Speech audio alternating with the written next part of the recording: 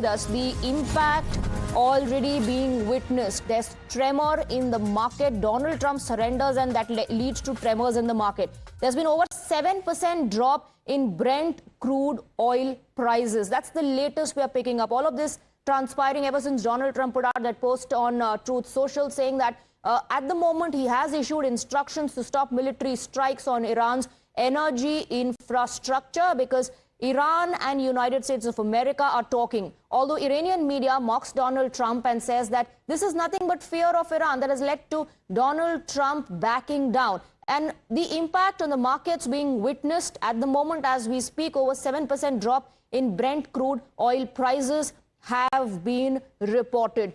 Middle East expert Dr. Wael Awad said that the Gulf nations realize that the situation at the moment is such that it can escalate any time again. So they are in it for the long haul.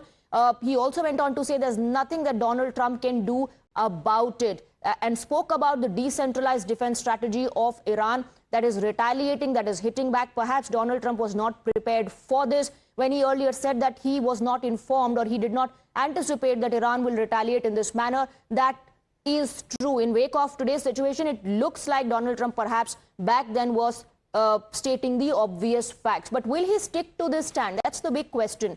Remember, there was already a conversation, a negotiation talks taking place between US and Iran, and we heard of a war.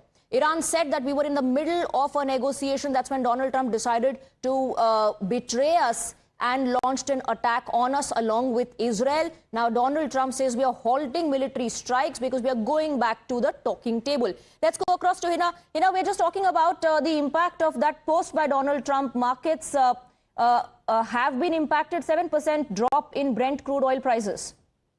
Well, absolutely. There was complete mayhem on Dalal Street that we witnessed. Both Sensex and Nifty saw deep cuts. But now this news has come, and this is definitely going to have a positive impact on the markets, in India and across Asia for sure tomorrow when the markets open. Because remember, this post by Donald Trump, the U.S. president, came after Indian markets got shut. Remember, Sensex today fell down by almost 1,800 odd points. There was complete bloodbath because of the ultimatum that U.S. president had given to Iran. But now, since he has announced a breather for about 5 days, so it is definitely going to have a positive impact on the markets when they open tomorrow. But of course, in the short term, we can expect a rebound in the oil prices as well temporarily. All right, Hina, thank you very much for getting us the details. Let's go back to Dr. Awad, Middle East expert who continues to be with us on the broadcast. A relief and a respite that the entire world is looking forward to, because countries have been directly or indirectly impacted. All those who heavily depend on the Strait of Hormuz are looking for a positive development to take place. Well, absolutely. I think, look, before the war, there was no problem at the Strait of Hormuz. And now who is suffering? It is the Asian country, in particularly India, South Korea, Japan, China. These are the main countries who depend on the oil from the Strait of Hormuz. 60 to 80% comes from there. Now the Americans sitting 10,000 kilometers away, it's hardly matter for them. They are the largest exporters of oil in the world. They are enjoying double the pricing as much as the Russian currently now. So therefore, any countries now, destabilizing of the BRICS is one of the main objectives of the U.S. in globalizing this war and closing the tap of the Red Sea and even the Strait of Hormuz, the Mediterranean, the Panama, even the South China Sea and the Taiwan Strait of Taiwan. These are all the issues show you that the American taking the war from a regional to a global war, because ultimately United States think that nobody can compete with them except China. So they want to take the war to the doorstep of China. All right. Dr. Awad, do stay on with us. We have Gautam Bambawale, ex-Indian envoy to Pak and China, joining us on the broadcast as well. How do you see this announcement by Donald Trump of instructing that there'll be no strikes on Iran's energy infrastructure for at least the next 5 days? Because we're talking to Iran. I see it as a good development because you know that India has always been saying that we need to have dialogue and diplomacy should be given a chance. And here, I think, is a chance for dialogue and diplomacy to perhaps be successful. The next 5 days will be critical. And I hope that, they can move to a situation where this war can come to an end. Absolutely. Everyone hoping for a positive development, but what do you think led to the situation? Is this because the US did not anticipate Iran would retaliate in this manner? Is this because of the growing pressure from all quarters, or domestic factors are playing a role for Donald Trump?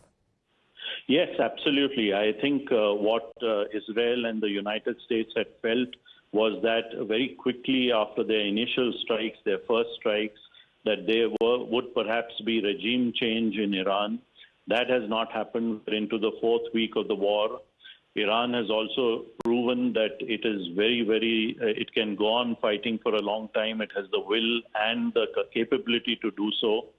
And as far as the United States is concerned, the base of the popular base of President Trump doesn't want to be involved in wars in faraway lands, in distant lands.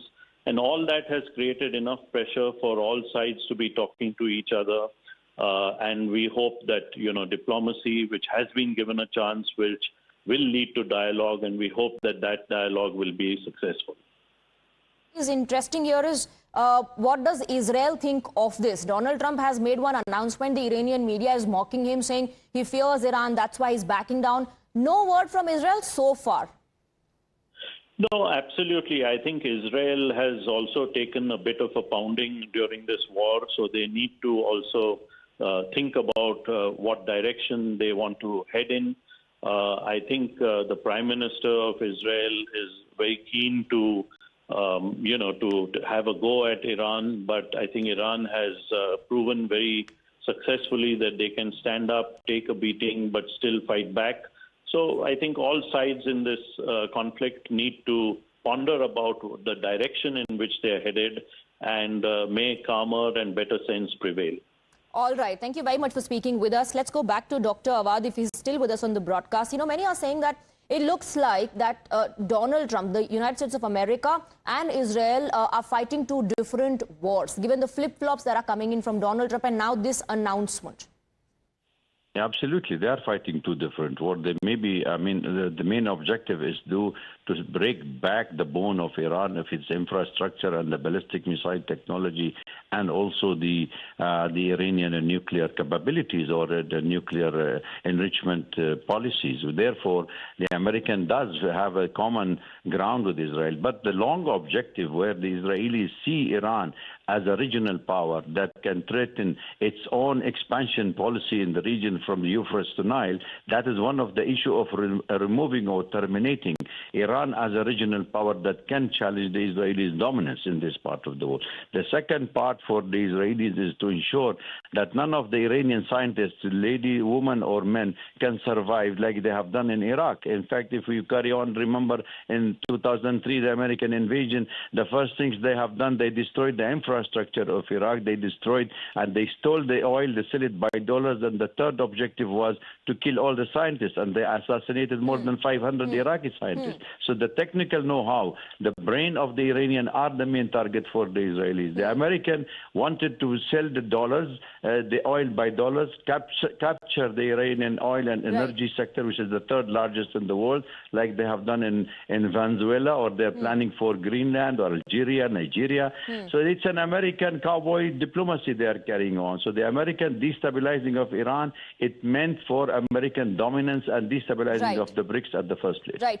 While many would question if this is complete surrender on part of Donald Trump, one thing is for sure and certain, Dr. Awad, that this is certainly a climb down from the earlier stand that Donald Trump took when he said that Iran wants to talk to us, but I'm not going to talk to them because I don't like the deal that they are offering. Although back then as well, Iran had denied any such proposal to United States of America to have a conversation, to talk about the current situation. Well, listen, but you can read the American newspaper and you see that domestically the American president is under tremendous pressure, and he has been warned that all these lies and rhetoric he has been giving, more than 30,000 tweeting and all these talks about this war and his achievement, he destroyed, he finished, he nullified, he did all these things, and then yet Iranians are bouncing back and attacking and proving him wrong. I think at the end of the day, the American interest in the region and in the world, and I think he's enhancing the falling of the American empire rather than helping America to remain the supreme power. All right. So it looks like at the moment Donald Trump talking about negotiations with Iran. Through his post on Truth Social, he says no more strikes, at least for the next 5 days, on energy infrastructure of Iran.